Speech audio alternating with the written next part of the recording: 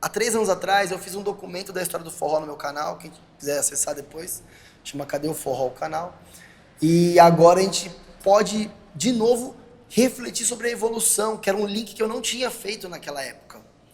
E se a gente puder construir esse link agora, eu tenho certeza que vai ser muito precioso, muito rico. Estamos aqui para isso. Para nossa cultura.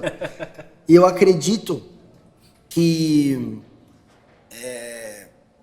sempre foi algo grandioso, desde quando nasceu. Porque se não tivesse sido grandioso, não teria chegado tão longe, não teria durado tanto tempo, não teria se tornado patrimônio material do Brasil. Então, a riqueza desse ritmo ela é tão vasta, extensa, que acho que a gente não conseguiria elencar aqui num vídeo, mas se a gente fizer um comparativo, não só de quantas pessoas sobrevivem, vivem desse ritmo, trabalham com isso durante uma centena de anos, não só isso, tá? Porque isso já é muito grandioso. Imaginar um ritmo, ele ser capaz de dar sustento para todo uma cadeia, né, de pessoas, tanta gente. Então, esse é um ponto importante. Além disso, sobre a evolução, como eu estava dizendo, não só na letra, não só na dança, não só nas músicas, até mesmo nos instrumentos.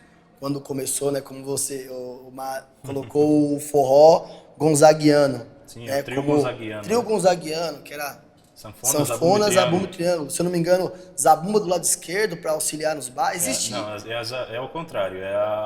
Porque a sanfona ela tem dois lados. Um lado direito é o lado agudo, que é o lado do teclado, e o lado esquerdo é o lado dos baixos, que é o lado do grave. Certo. Então o zabumba, que é grave, fica do lado agudo para completar, e o baixo aqui, que é o lado grave, fica com o triângulo, que é o agudo vibrante. Legal. Então ele faz essa junção dos 3 instrumentos e fica completo, né? Porque fica um grave, um agudo, um grave e um agudo. E o Gonzaga já tinha elencado essa distribuição de lugares, assim. Já tinha essa... Sim, na verdade foi ele que trouxe, né? Porque assistam, inclusive, o episódio que a gente fez sobre o trio gonzaguiano, que a gente fala mais sobre isso. Mas o Gonzaga, ele pegou, por exemplo, a zabumba, ele trouxe da banda de pífanos.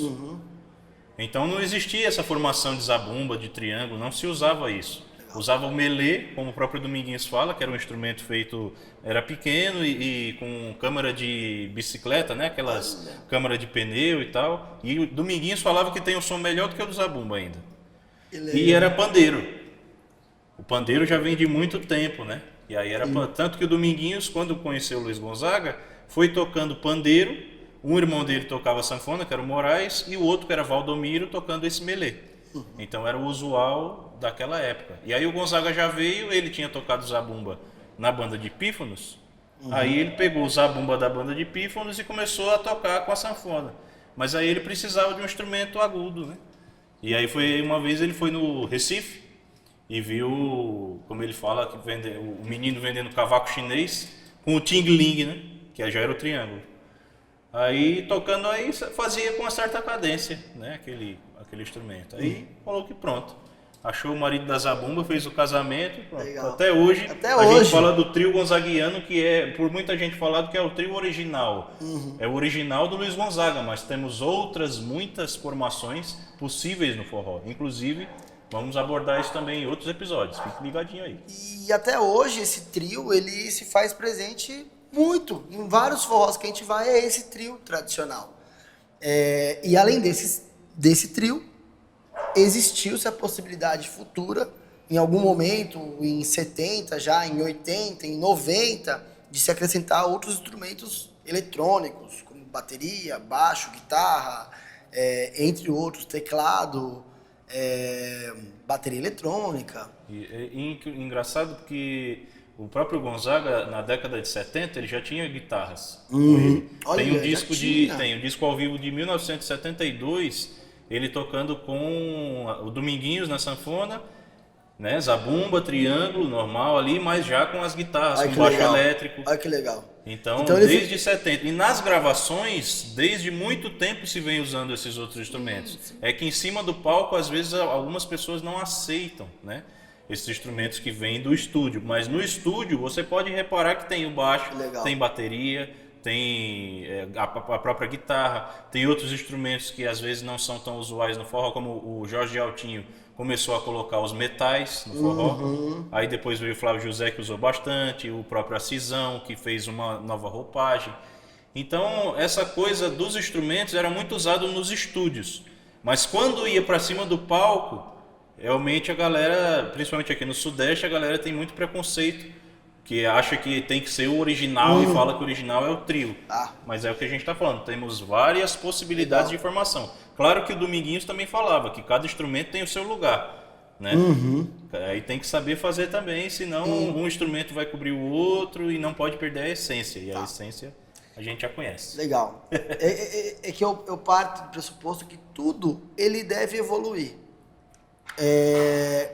A gente teve as nossas raízes, e que até hoje são conservadas, são lembradas, são trabalhadas, mas é inegável a evolução do mundo, das pessoas, da tecnologia.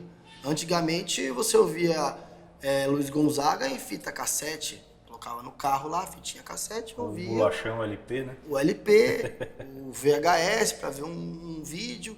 E atualmente você tem o celular que conecta no Bluetooth do carro e você vai ouvindo. Então, como a gente negar isso?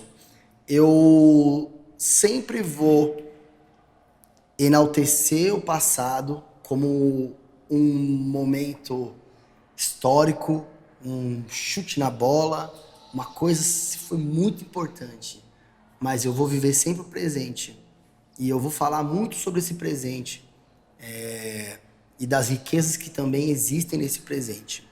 Voltando um pouquinho, a gente teve lá vários momentos no passado. Então, teve o forró bodó, o arrastapé, em algum momento teve o forró risca-faca, quando os forrozeiros nordestinos colocavam suas peixeiras aqui na cinta, ia dançar forró e a faca riscava o chão, batia no chão.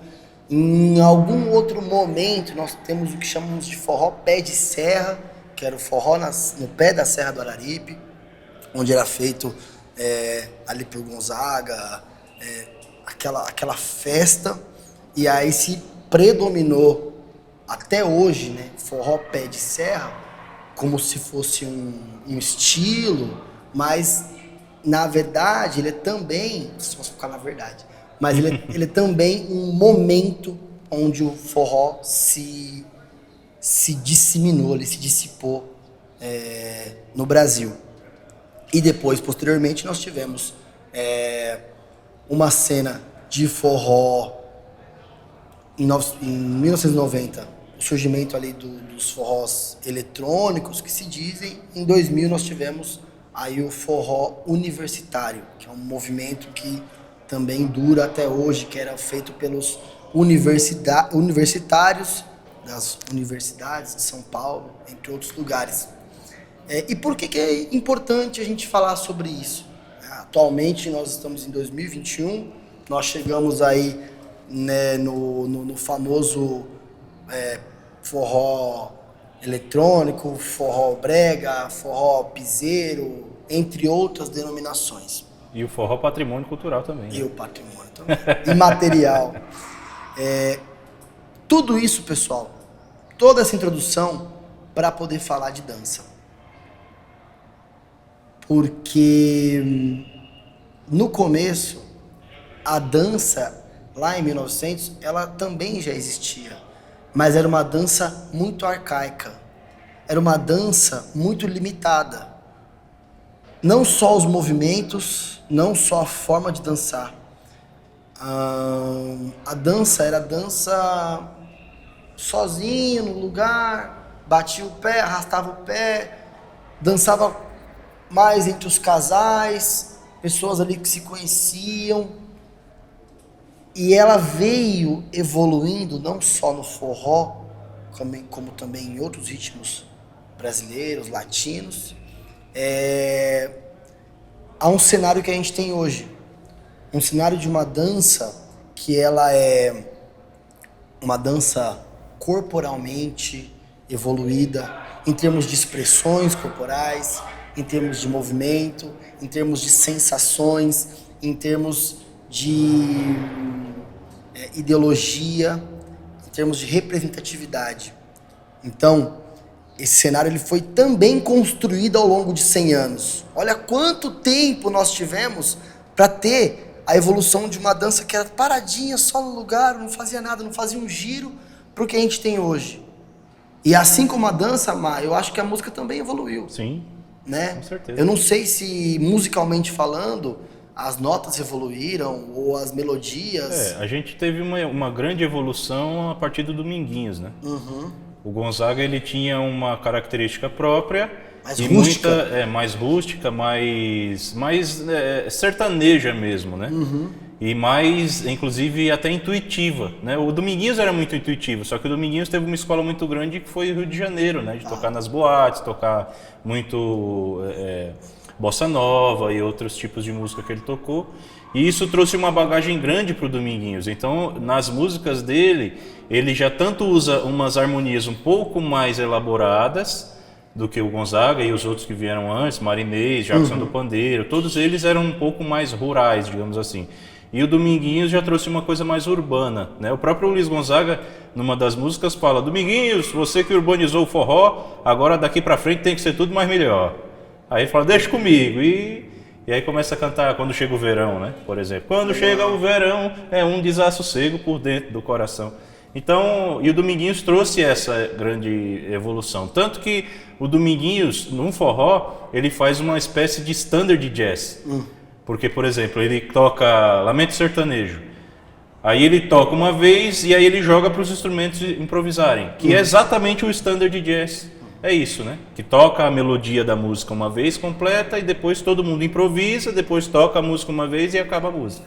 Então o Dominguinhos começou a fazer isso no forró. A partir de Dominguinhos teve uma grande evolução e a gente vem evoluindo até hoje, né? Até muitos seguidores de Dominguinhos, temos muitas pessoas que conheceram Dominguinhos e seguem o seu trabalho até hoje. Então ainda existe essa evolução. E também uma evolução nos temas das músicas, né? Porque antes a gente até pouco tempo atrás, só se escutava falar em seca nos forrós, né? As letras de forró falavam em seca ou falavam em amor. Eram os dois temas grandes principais. E hoje em dia já tem se falado sobre muitas outras coisas, né?